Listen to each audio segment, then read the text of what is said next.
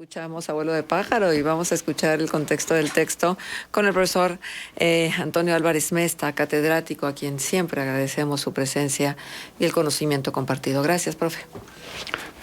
Siempre es un placer estar con ustedes, escuchando la brillante participación del maestro en ciencias, Diego Barrales. Pues surgió el tema, ya que era de aracnología, el tema de la aracnofobia, que en realidad lo podemos extender, no solo los arácnidos, también el miedo irracional intenso, incluso el pánico, a otras especies animales. Somos muy selectivos, por ejemplo, nos gustan los cachorritos de perros, los gatitos, las aves canoras, pero vemos un insecto, vemos una víbora, vemos una araña y reaccionamos de manera muchas veces irracional, y lo primero que se nos ocurre es matar, sacar la panoplia, sacar el arsenal completo para deshacernos de esos animales. Yo tengo una convicción de que tenemos ya una deuda impagable, los seres humanos. Una lacra de la humanidad es el especismo, en el sentido que peor incluso que el racismo, peor que otras lacras, es este especismo, porque hemos abusado de otras especies animales. Interpretamos mal, por ejemplo, el texto bíblico de que estamos llamados a ser dueños de la tierra. Es una interpretación errónea. Estamos llamados a ser responsables de la creación entera. Bueno, y surgió el tema de la fobia. Fobos es un personaje mitológico, es hijo de el dios de la guerra, Marte, que los griegos llamaban Ares, y tenía un hermano, Deimos. Fobos es el temor y Deimos es el pánico, el pavor. Deimos aparece incluso en el escudo de Heracles, el semidios, el héroe, el más famoso de la mitología griega, Heracles, que conocemos con el nombre romano de Hércules. Marte, que es dios de la guerra, pues aparte de dar nombre a muchas cosas como el día de la semana, martes, el martes ni te cases ni te embarques, pues también dio nombre al planeta rojo. Y ese planeta rojo tiene 2 lunas, 2 satélites naturales. El astrónomo Hall en 1877 las descubre y se propone que se llamen Phobos y Deimos.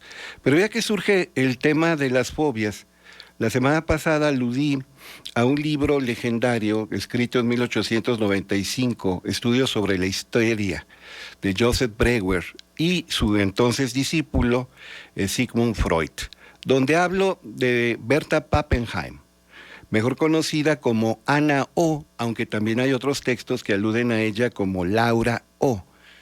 Ana O Laura O, Berta Pappenheim, tenía fobia al agua, lo dije la semana pasada.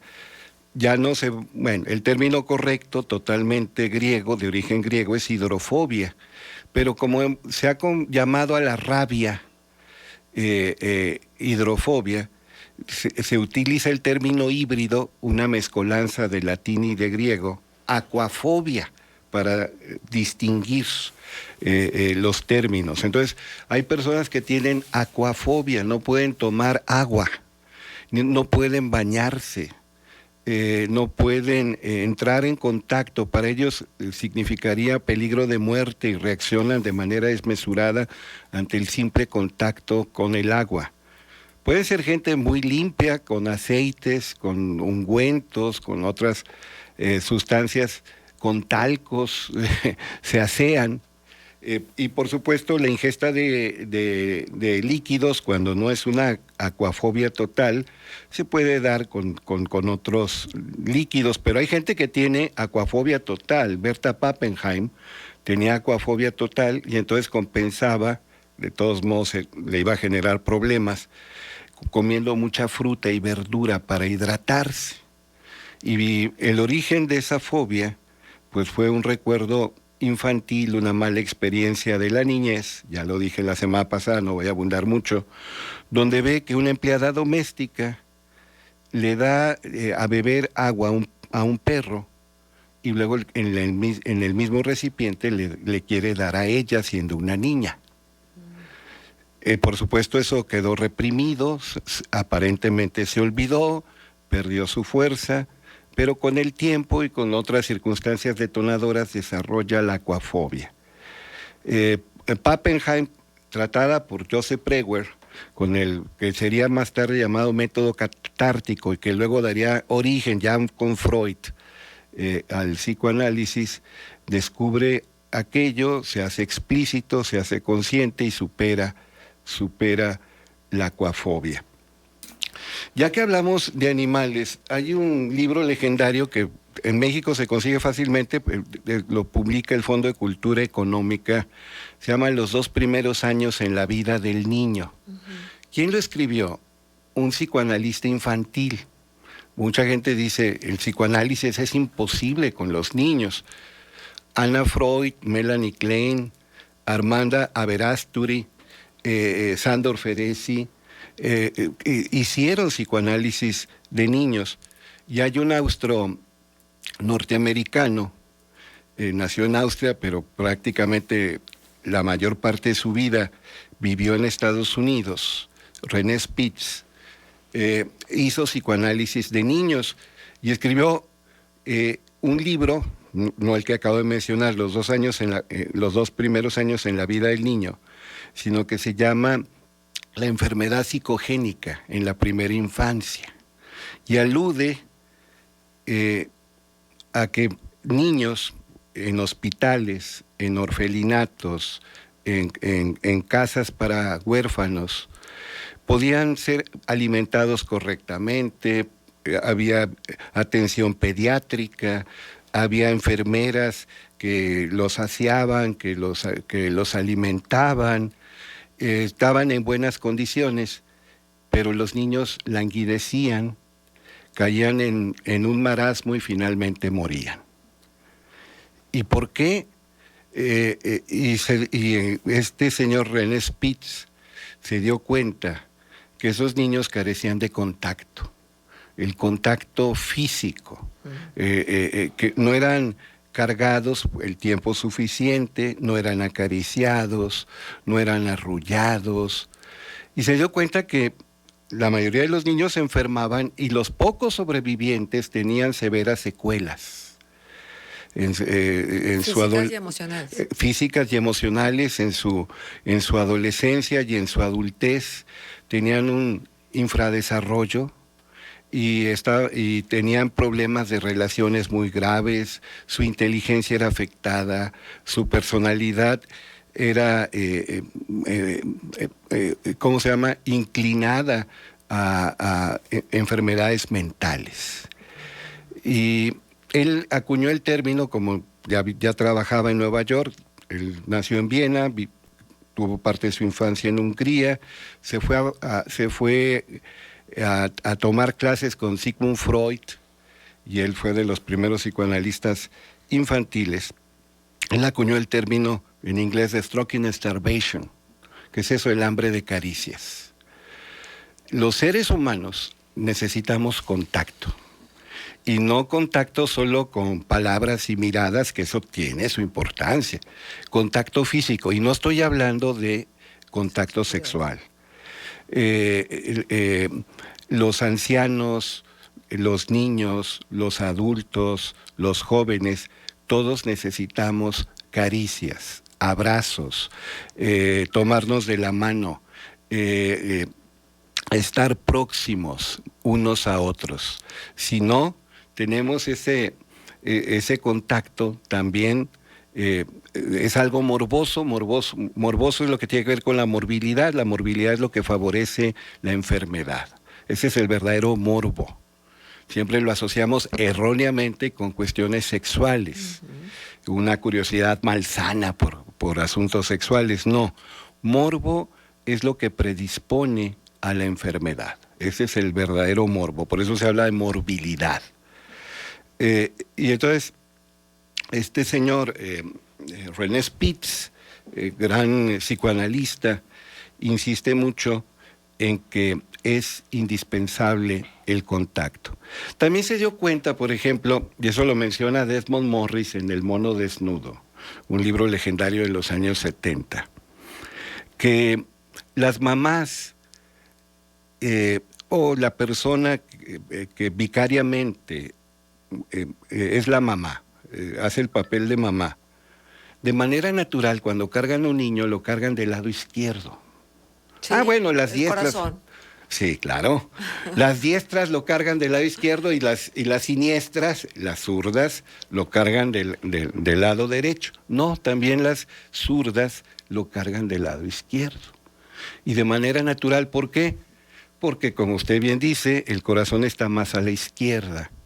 Y es el sonido que desde el 6º mes de vida intrauterino todos escuchamos. A los 6 meses de vida intrauterina empieza la audición. Y es el sonido que calma, que tranquiliza, que hace entrar en una saludable zona de confort a los niños.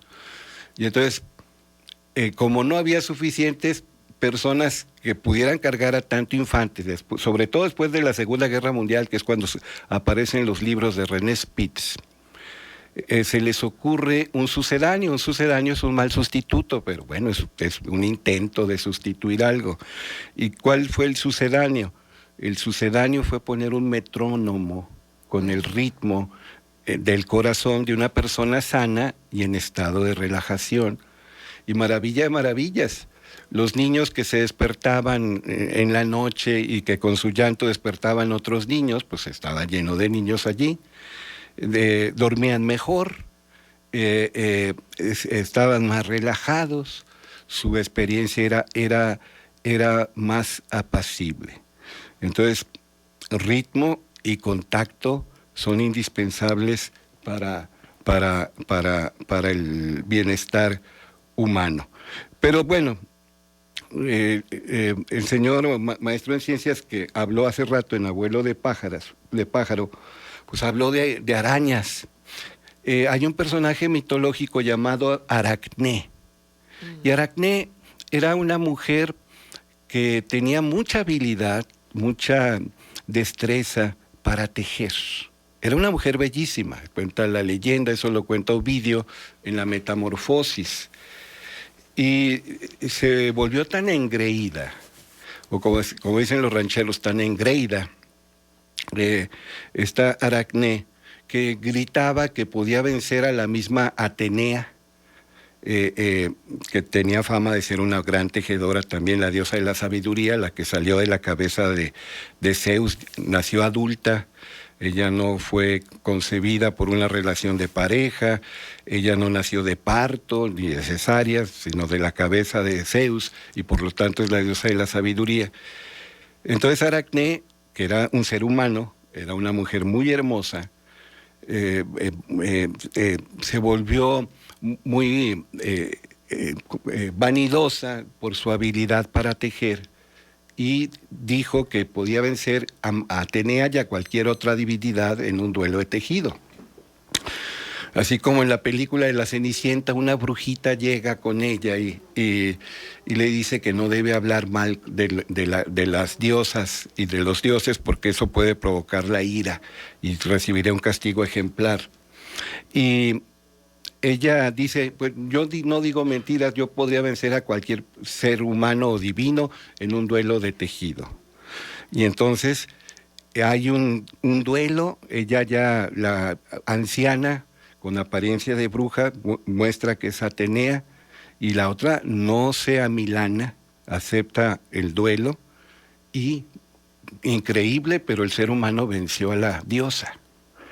Pero los dioses ofendidos, no porque hubiera vencido a la diosa, que eso también ya era una especie de agravio, sino porque en los tejidos que puso las infidelidades de Zeus. Era buena para dibujar con sus tejidos, la transforman en una araña. Y ese es el origen de Aracné. Entonces, Aracné es la araña. Y de ahí es todo esto pues, de los trucos circenses de la mujer que tiene cara, sí. El cuerpo de cara de mujer y cuerpo Chumín, de animal del demonio, y le hablé mal a mi mamá y le pegué a mis Dios padres. Me castigó. Sí. Hay algo de eso. Pero también es interesante, por ejemplo, a mí me llama mucho la atención la metamorfosis de Franz Kafka. Franz Kafka se retira a descansar y amanece transformado, según la versión. Gregorio Samsa. Sí, Gregorio Samsa amanece transformado en un insecto, pero luego dice de numerosísimas patas. Los insectos nada más tienen 6 patas, como los arácnidos tienen 8. Y mucha gente le llama a las arañas y a los alacranes insectos. Todo insecto es hexápodo. Las arañas y los alacranes, escorpiones, son octópodos. Entonces hay que. Entonces, con todo el respeto que el gran escritor Kafka merece, pues ahí se vale como una licencia, pero es totalmente incorrecto eso de que tenía numerosas patas Gregorio Samsa y llamarle insecto. Exacto. Sí. Qué interesante, todo. Sería un miriápodo, por ejemplo, un 100 pies, o no sé. Pues sí, porque tenía más forma de 100 pies que de un insecto, pero exacto. Bueno, estos temas son verdaderamente fantásticos. ¿Me permite el aviso parroquial? La próxima semana están cordialmente invitados. Hay una plática en la Biblioteca de la Alameda, José García de Letona, a las 7 de la tarde. No puedo decir el instituto que auspicia esto porque estamos en veda electoral, claro. Pero es un equipazo en el que me siento orgulloso de participar. Y va a haber una conferencia sobre filosofía y psicología del amor. Participa una brillante psicoterapeuta, la señora Cristina Marún, y procuraré no estar tan abajo de ella. Estaré también yo hablando de filosofía, la señora Cristina Marún, la psicoterapeuta, estará hablando de psicología del amor. Entonces es una charla de 50 minutos y hay espacio para la interacción. Como ayer en la Casa Mudéjar hubo una excelente sobre Federico García Lorca y se dio una conversación interesantísima sobre este gran poeta español, Federico García Lorca. A ver, otra vez, la que va a ser en la biblioteca... Es el miércoles 16, con motivo del Día del Amor y la Amistad, a las 7 de la tarde, en la Biblioteca de la Alameda. Perfecto. Dijo, es que son unas oportunidades maravillosas. Creo que ahora, como les dicen, estos conversatorios deberían... Que Dios Francisco va a decir conservateries. Es muy inclusivo. Claro, sí, ya se confesó totalmente inclusive. Pero entonces, esta manera de charla, se hace una exposición y luego el público interactúa. Sí. Muy bien. Y procuramos que sea rápida, que sea amena, que sea muy concentrada y da la oportunidad de que las personas participen, claro. Aporten. ¿Hay cupo limitado? Por las cuestiones de pandemia, pero los que van entran. Procuramos las condiciones sanitarias, higiénicas para evitar o disminuir el riesgo de contagio. Hay sillas libres entre una persona y otra, pero todos son bienvenidos. Muchísimas felicidades por todo lo que se está haciendo, promoviendo y por todos los planes que sé que hay en puerta desde el ámbito de la cultura. Muchas gracias, profe, por estar con nosotros. Es un placer. Son las 9:06, vamos a ir a una pausa comercial. Cuando regresemos hablamos de los 10 años del CCI Laguna, el Consejo Cívico de las Instituciones Laguna. Vamos a hacer una reflexión sobre lo que ha significado y una retrospectiva de su participación social. Contextos.